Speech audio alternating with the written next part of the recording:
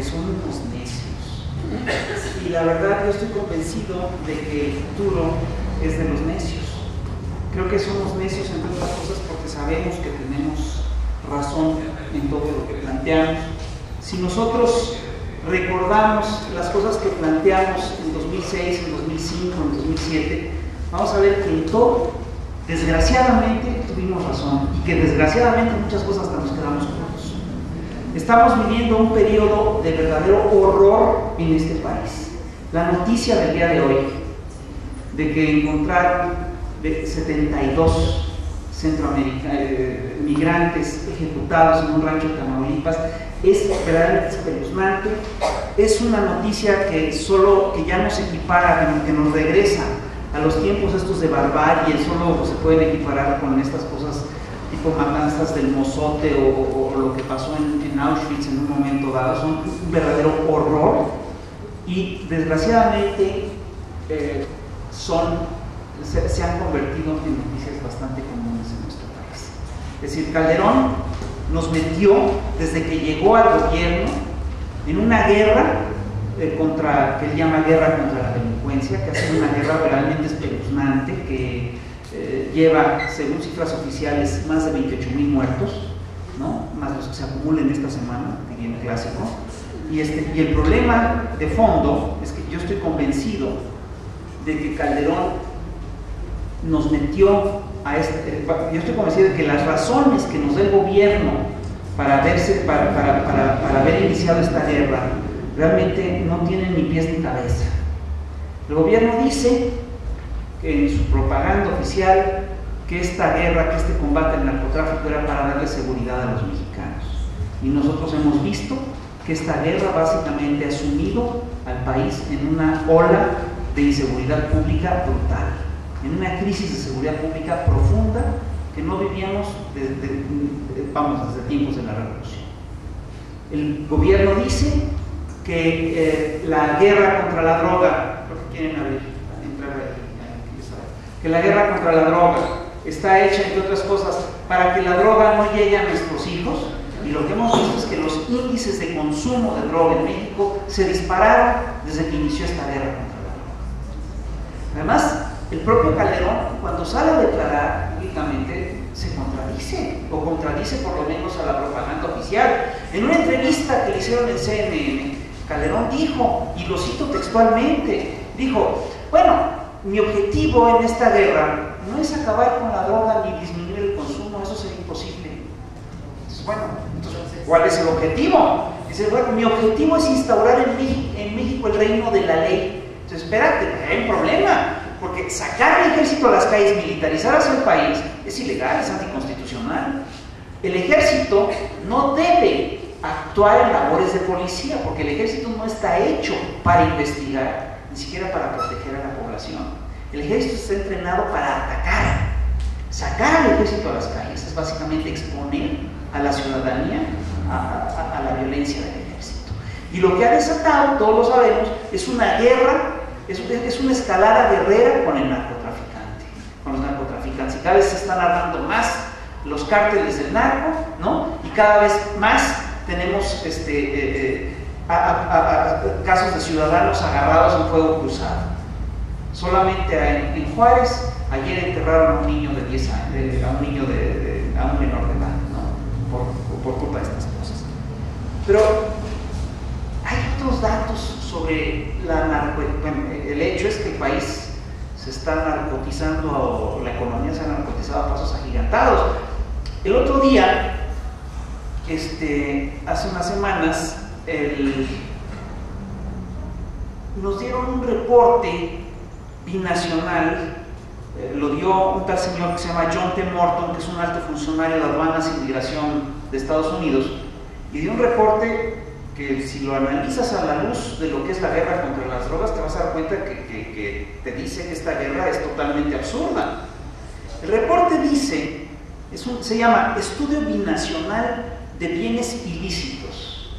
Es un reporte que salió el 3 de julio del 2006.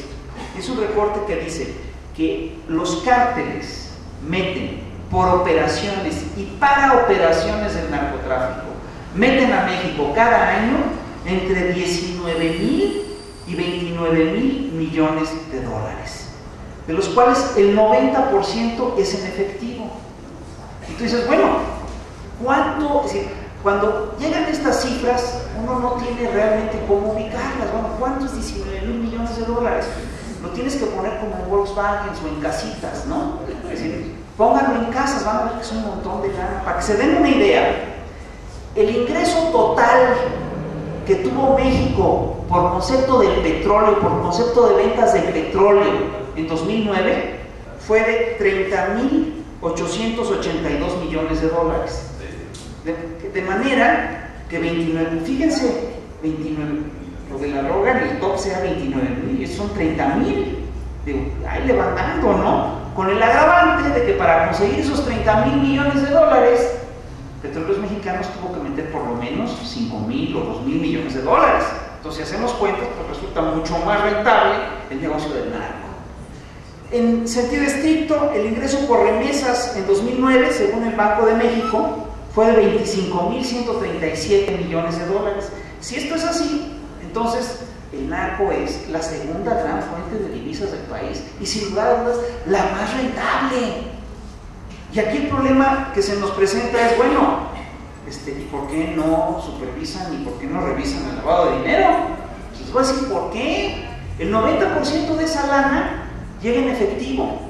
Y el mismo reporte binacional afirma que casi el 50% de ese dinero llega al sistema financiero mexicano, a la banca, a la bolsa. Es decir, que si nosotros de golpe lográramos cerrar la llave de ingresos del narco, la economía financiera y los círculos financieros mexicanos se verían en un aprieto muy serio, muy serio. Muchos bancos quebrarían. Muchos bancos que hoy en día sacan muchísimo dinero de México para llegar a ser España o Escocia, simplemente ya no lo podrían sacar. Entonces, el problema de fondo es que Calderón le declaró la guerra al narco, pero en ningún momento ha perseguido el lavado de dinero. Yo quiero que me mencionen un solo financiero importante o de medio pelo que haya sido detenido por lavado de dinero. No hay uno solo. Y el problema es serio, porque yo les voy a decir, el narco es básicamente un negocio.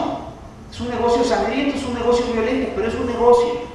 Si ustedes permiten que siga ingresando el dinero, pues lo que están permitiendo, lo que le están dando al narco, es las facilidades para que sigan contratando sicarios y para que sigan comprando armas y vehículos. Y que sigan comprando teléfonos y todo lo que necesitan para operar. De modo que el lavado de dinero, el no perseguir el lavado de dinero, garantiza el buen funcionamiento de este gran negocio que es el narcotráfico.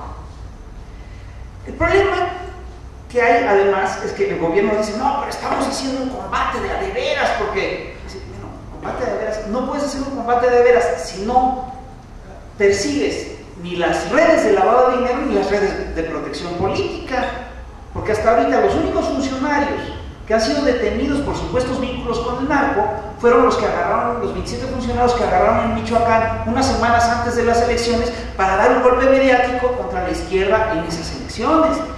Y de hecho, a todos esos funcionarios los han tenido que ir soltando.